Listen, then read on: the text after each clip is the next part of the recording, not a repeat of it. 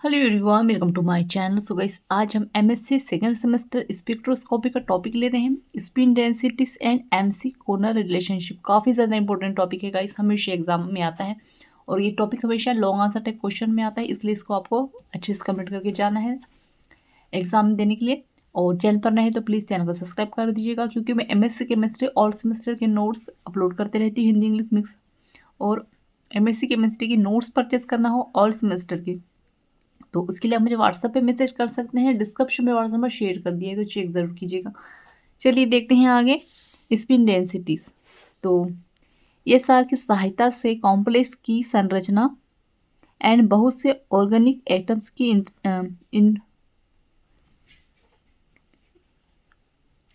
ये इंफॉर्मेशन होगा। ठीक है, ये क्या होगा? इंफॉर्मेशन।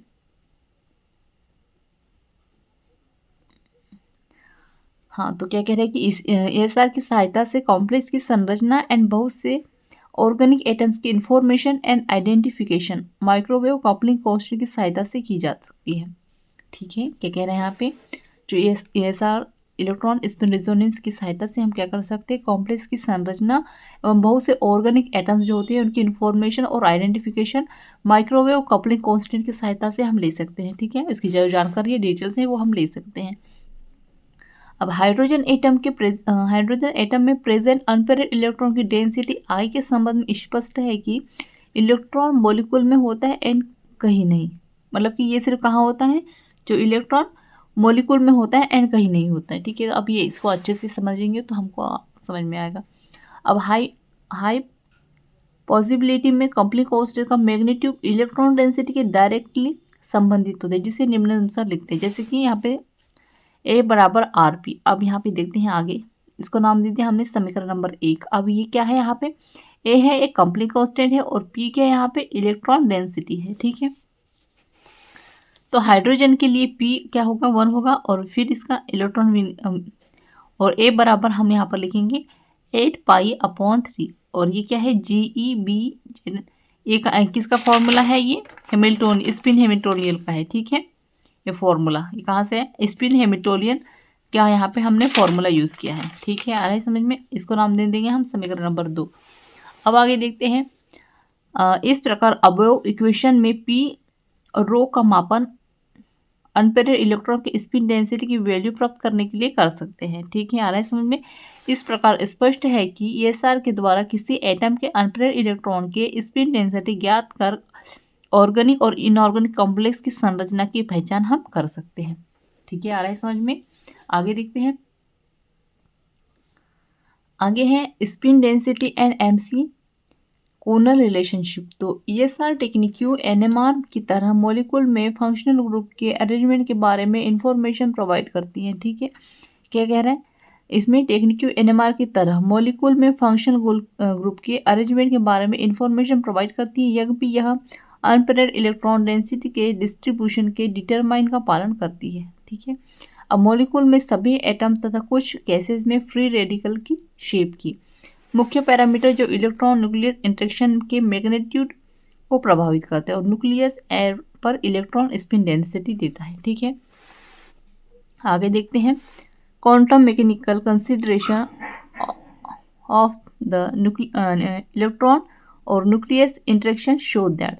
तो यहाँ पे इसका फॉर्मूला दिया है, जैसे ए बराबर 8π/3 GeBE/ZnBn और जाई 0²। इसको नाम दे दिया हमने समीकरण नंबर 1। एंड टाउ बराबर GeBN/3 cos² AL/R3। इसको नाम दे दिया हमने समीकरण नंबर 2। अब यहाँ पे लिखेंगे 1/R3 और Z3/N3 A03 1/2 और L+1। इसको नाम दिया हमने क्या? समीकरण नंबर 3। अब यहाँ पे देखिएगा, यहाँ पे Z क्या है? एटॉमिक नंबर है। ठीक है, ये वाला। फिर A0 क्या है? यहाँ पे वो है रेडियस फॉर हाइड्रोजन एटम जो 53 pm है। ठीक है, फिर N क्या है? प्रिंसिपल क्वांटम नंबर है। L क्या है? एजिमुथल क्वांटम नंबर है। A क्या है? आइसोट्रोपिक कपलिंग कांस्टेंट है। और ये J क्या है? एनिस्ट्रोपिक कपलिंग कांस्टेंट है। ठीक है, आ रहा है समझ में? आगे देखते हैं। Equation 1 Fermi and isotropic interaction को रिप्रेजेंट करता है। जैसे जाई जीरो स्क्योर, यह न्यूक्लियस के चारों ओर इलेक्ट्रॉन के पाए जाने की प्रोबेबिलिटी है जो आइसोट्रॉपिक कपलिंग देता है। आगे, जब जाई जीरो स्क्वायर बराबर नॉट जीरो हो तब इलेक्ट्रॉन के पास इसके कैरेक्टर होते हैं अर्थात सी एस स्क्वायर। अब इक्वेशन 2 डाइपोल इंटरेक्शन को इंडिकेट करता है। एस ऑर्बिटल आइसोट्रोपिक इंटरेक्शन में सम्मिलित नहीं होता क्योंकि स्फीयर सिमेट्री के लिए 3 cos स्क्वायर A1 0 के इक्वल होती है।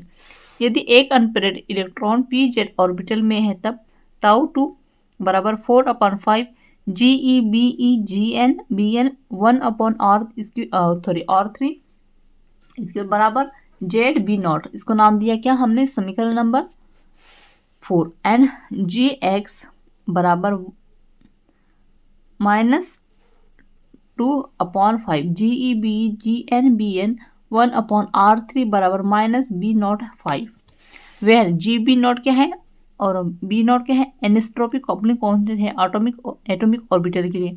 फिर P कैरेक्टर sp स्क्वायर बराबर J2/2B0 और ये S कैरेक्टर CS स्क्वायर बराबर A/AISO फिर द्वारा कॉन्टेन अनपेयर्ड इलेक्ट्रॉन को एस्टिमेट किया जा सकता है। जब CS2 व CP2 की वैल्यू ज्ञात हो तब हम हाइब्रिडाइजेशन रेटियो निम्न इक्वेशन से प्राप्त कर सकते हैं। कैसे, लेमडा स्क्वायर बराबर CP square upon CP square CS square and structure parameter को ज्ञात कर सकते हैं। यदि C3b सिमेट्री को ले तब हम R3a रेडिकल के इंटरबॉन्ड एंगल थीटा RAR को ज्ञात किया जा सकता है और थीटा बराबर cos -1 ब्रैकेट में है 1s/2 लेमडा स्क्वायर प्लस 3 -1/2। इसको नाम दिया क्या हमने, समीकरण नंबर 6। अब cos स्क्वायर थीटा बराबर 1/3 1 + 2 cos थीटा, इसको क्या नाम दिया हमने, समीकरण नंबर 7। वह यहाँ पे थीटा क्या है, angle between the symmetry axis and AR bond है, ठीक है। फिर आइसोट्रोपिक कपलिंग कांस्टेंट को लिक्विड एंड सॉलिड स्टेट में भी ज्ञात किया जा सकता है। इसकी AISO बराबर, अब यहाँ ब्रैकेट में है A बराबर GX plus A plus J lambda बराबर प्लस A प्लस G2/3। अब डायपोल इंटरेक्शन के लिए ZX GY और ये GZ बराबर 0। तो एनिस्ट्रोपिक ये जो है ये क्या है, Y है, ठीक है, जिसको हम ये क्या है, Y है और ये इधर जो देखिएगा ये इधर जो है ये है लेमडा, ठीक है। और इसको पढ़ने के चक्कर में मैंने इसे भी क्या Y कह दिया। तो ये क्या है, Y है और फिर ये Z है, यहाँ पे ये X Y और ये क्या है हमारा Z है, ठीक है, आ रहा है समझ में, और अपॉन 3, ठीक है। फिर आगे देखते हैं, एनिस्ट्रोपिक कंपोनेंट ओनली सॉलिड फेस से मेजर किए जाते हैं, ठीक है। तो गाइस यहाँ पे जो है हमारा टॉपिक एंड होता है। सो आई होप आपको अच्छे समझ में आ गया होगा। सो प्लीज़ चैनल को सब्सक्राइब कर दीजिएगा, बेल आइकन प्रेस कर दीजिएगा और MSc केमिस्ट्री और सेमेस्टर के नोट्स परचेज करने के लिए आप मुझे व्हाट्सएप पे मैसेज कर सकते हैं, डिस्क्रिप्शन में व्हाट्सएप में शेयर कर दिए हैं। Thank you.